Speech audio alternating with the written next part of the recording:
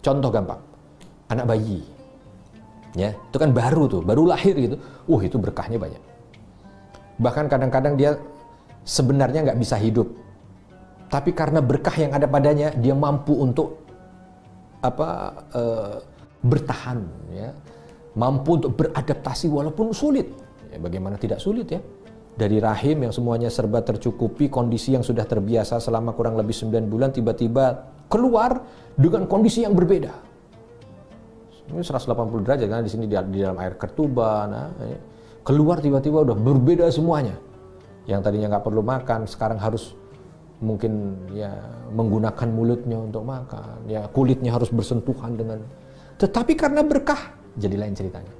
Bahkan ada beberapa riwayat tuh bahwa anak-anak baru lahir itu berkahnya itu sampai membawa malaikat mendekat pada mereka, ya. Jadi kalau kita bawa anak bayi, mungkin ada terjadi sesuatu itu kok banyak yang ceritanya terselamatkan, ya karena itu tadi kan berkah. Haditsu ahdin, ya itu baru saja diciptakan oleh Allah Subhanahu wa taala. Maka Nabi ingin merasakan berkah itu, keluar mandi hujan-hujanan. Nah, kalau kita kan ada sebahagian yang mungkin berpendapatnya jangan hujan-hujanan, gitu ya.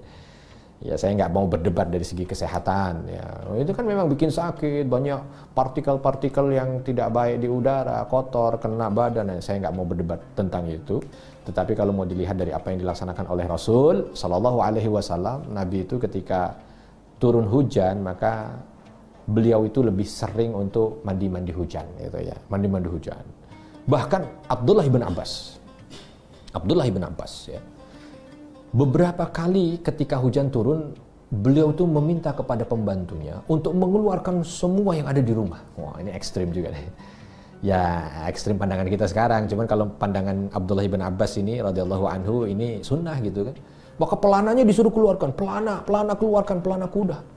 Ya, baju-bajuku keluarkan semuanya. Ininya semua yang ada dalam rumah disuruh keluarkan supaya kena air hujan itu. Ya, karena ada makna tadi kan, berkah. Itu berkah. Ya, dia pingin kalau berkah itu mengenai pelana kudanya, dia pingin berkah itu mengenai baju-baju besinya, dia pingin berkah itu mengenai tombaknya, panahnya, pedangnya.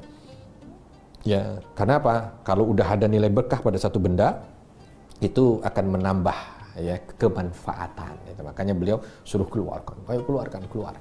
Nah, ini yang dilaksanakan oleh Nabi Shallallahu Alaihi Wasallam dan diikuti. Nah, jadi kalau kita memungkinkan ini bagus, ya.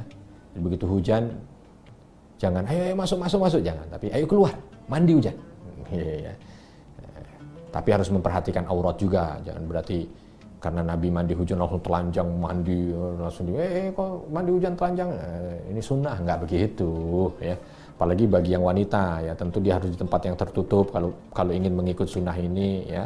Lalu tidak dilihat oleh siapapun, harus dia yakinkan bahwa itu aman baru dia mandi. Kalau tidak ya tidak, gitu. Menutup aurat itu wajib. Sedangkan mandi hujan sunnah, ya tidak boleh mendulukan yang sunnah dan mengabaikan yang wajib, kan hukumnya begitu, ya. Nah itu dia.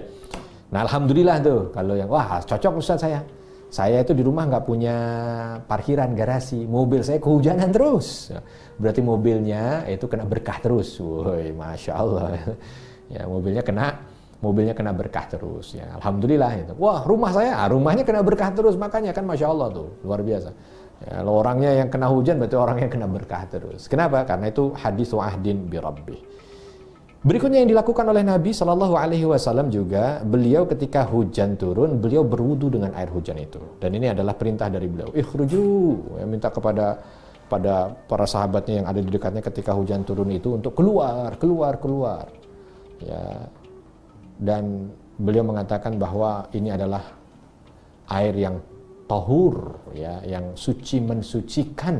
Nah, kita diminta untuk berwudu dengan air hujan itu. Nah ini juga mungkin masih saya lihat jarang di tempat kita, ya, yang sengaja memang ketika hujan turun, walau mungkin tidak mandi hujan-hujan itu, ya, atau tidak hujan-hujanan lah, tapi minimal keluar dekat di depan rumahnya, ya, lalu dia mungkin ambil langsung yang dari langit itu, lalu dia berwudu, ya, dengan air hujan itu. Ini sunnah dan Nabi Shallallahu Alaihi Wasallam sering kali, ya, beliau melakukan aktivitas wudu dengan air yang langsung dari air hujan yang dari langit itu. Ya. Nah, ini kalau kita melakukan itu atas dasar kita ingin mengikuti apa yang dilakukan oleh Nabi Shallallahu Alaihi Wasallam, maka itu akan menjadi sunnah bagi kita nilainya ya. Di antara yang dilakukan juga oleh Nabi Shallallahu Alaihi Wasallam, beliau bersyukur dengan hujan yang hadir itu.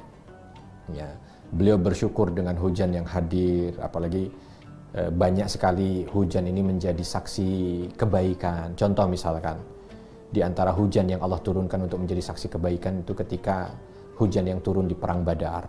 Ya, sebelum Perang Badar hujan turun dengan tipis ya, yang akhirnya membuat para sahabat kala itu menjadi sangat tenang sekali, bisa tidur nyaman dan nyenyak, sehingga besoknya itu ketika melakukan pertempuran itu bisa jauh lebih siap dan kuat itu. Maka Nabi Shallallahu Alaihi Wasallam ketika hujan selesai turun itu beliau senantiasa banyak mengucapkan kalimat Alhamdulillah, Alhamdulillah, Alhamdulillah. Terus begitu.